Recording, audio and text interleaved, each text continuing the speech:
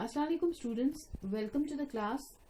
Today we'll study about effects of heat, which is from the chapter heat of class 7 science.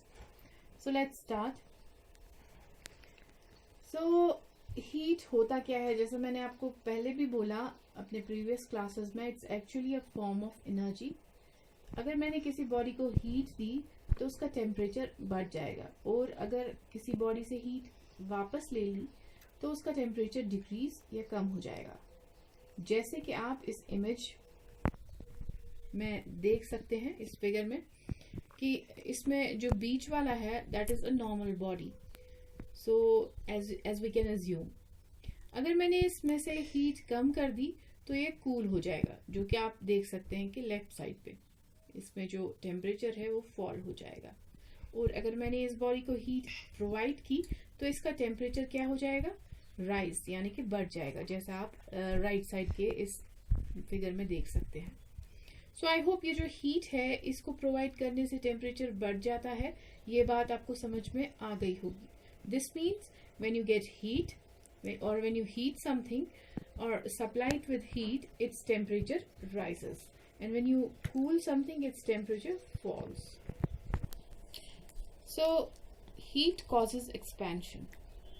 दूसरा इसका ये है कि किसी भी सॉलिड, लिक्विड या गैस को अगर हम हीट करते हैं तो उसके पार्टिकल्स मूव करने लग जाएंगे और एक्सपेंशन होगा.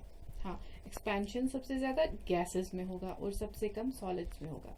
बट एक्सपेंशन होता क्या है एक्चुअली, आपने देखा मत होगा टीवी पे या फिर रेल में कि कभी कभी रेल की पटरियों, जिसे हम रेलवे ट्रैक बोलते हैं, उनके बीच में क्रैक्स आ जाते हैं.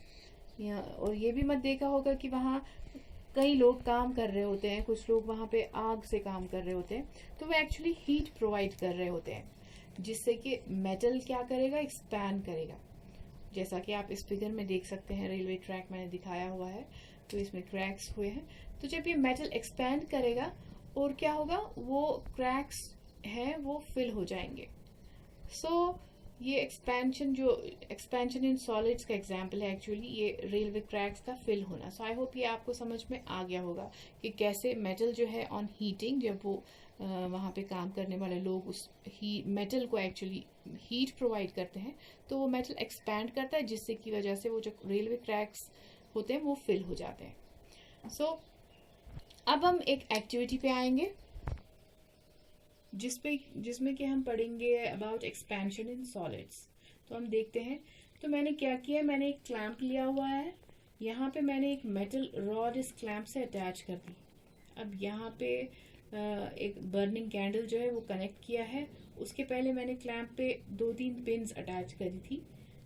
हुआ क्या, जब मैंने कैंडल को जलाया तो ये जो हीट है वहां से ट्रांसफर होके थ्रू क्लैंप फ्लो हुई, यानी कि ट्रांसफर हुई हीट. मेटल जो है, यानी मेटल की रॉड जो थी थोड़ी सी एक्सपैंड हुई, और ये जो यहाँ पर आपकी लगी हुई थी नेल्स, क्या हुआ, धीरे धीरे करके गिरने लगी. अच्छा, ये नेल्स क्यों गिरी, क्योंकि जो मेटल ने क्या किया, एक्सपैंड किया ऑन हीटिंग. तो इसकी वजह से ये जो नेल्स अटैच थी इस क्लैंप से, जिनको मैंने वैक्स से अटैच किया हुआ था, वो जैसे ही हीट आ गई तो हीट के ट्रांसफर की वजह से ये जो रॉड है वो एक्सपैंड भी कर जाएगी, और ये जो आपके पिन्स हैं या नेल्स ये फॉल कर जाएंगे. यानी ये जो नेल्स हैं ये किसकी वजह से गिरेंगे, जो बर्निंग कैंडल हमने इस मेटल रॉड के नीचे रखा था, तो उसकी वजह से मेटल जो है ये ऑन हीटिंग एक्सपैंड हुई और नेल्स खुद ब खुद नीचे गिर गई. So this again shows when you heat the rod it expands. तो जैसे ही रॉड एक्सपैंड होगी it pushes the pin down. इसी एक्टिविटी को आप एक पेंसिल और एक पॉइंटर के साथ भी कर सकते हैं. जैसे ही मेटल रॉड एक्सपैंड होगी तो पेंसिल मूव करेगी और पॉइंटर अपनी जगह से हिल जाएगा. So these all things show that expansion of metal is possible. अब हीट का दूसरा इफेक्ट है that it causes a change in state, यानी कि आइस को हीट करूंगी वाटर बन जाएगा, वाटर को हीट करूंगी वाटर वेपर बन जाएंगे. तो ये तो हम जानते हैं कि आइस को अगर वाटर में कन्वर्ट करना हो तो हमें हीट करना होगा। तो अगर किसी सॉलिड को लिक्विड में कन्वर्ट करना हो तो उसको हीट करो, वो मेल्ट हो जाएगा।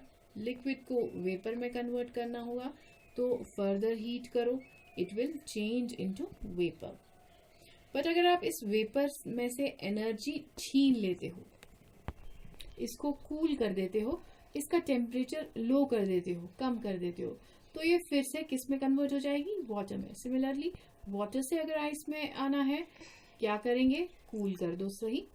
वाटर से आइस चाहिए तो आप इसको फ्रिज में रख देते हो इसको कूल करने के लिए, तो ये कूल हो जाता है। एकदम से लो टेम्परेचर पे रख देते हो तो वो आइस में कन्वर्ट हो जाता है।